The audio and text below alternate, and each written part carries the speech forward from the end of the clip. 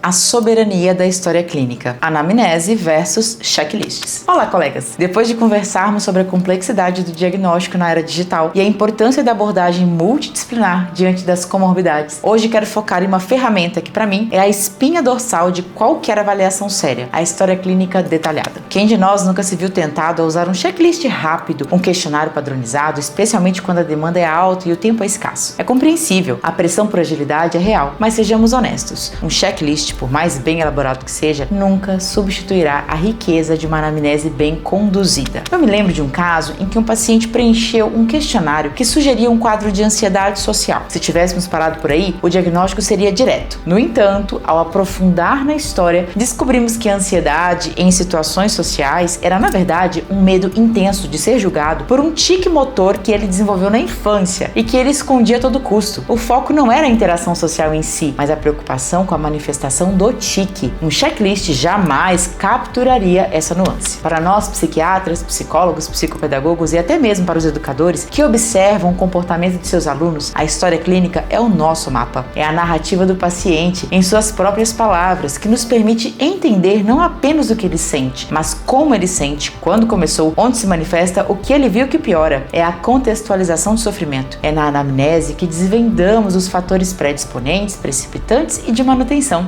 É ali que identificamos padrões de comportamentos, traumas passados, relações familiares, histórico de saúde, uso de substâncias e até mesmo a percepção do paciente sobre sua própria condição. É um mergulho profundo na subjetividade que nos permite ir além da superfície dos sintomas isolados. E aqui entra um ponto crucial: a diferença entre um diagnóstico baseado unicamente em um checklist e um diagnóstico que emerge da compreensão integral do indivíduo. Os manuais são guias importantes, definitivamente, e são necessários para nos conduzir de forma técnica em um raciocínio lógico de elucidação do sofrimento emocional relatado. No entanto, a escutativa, a troca de percepções multidisciplinares e a interpretação são fundamentais para um verdadeiro esclarecimento clínico. Um checklist pode nos dizer que um paciente tem 5 dos 9 critérios para depressão, mas a história clínica nos revela que essa depressão surgiu após uma perda significativa, que ele tem um histórico familiar de transtornos de humor, que ele usa o trabalho como fuga e que, apesar dos sintomas, ainda encontra pequenos prazeres em interação com o filho. Essa é a informação que realmente molda um plano terapêutico eficaz e humanizado. Então, colegas, que possamos resistir à tentação da simplificação, que possamos valorizar e investir tempo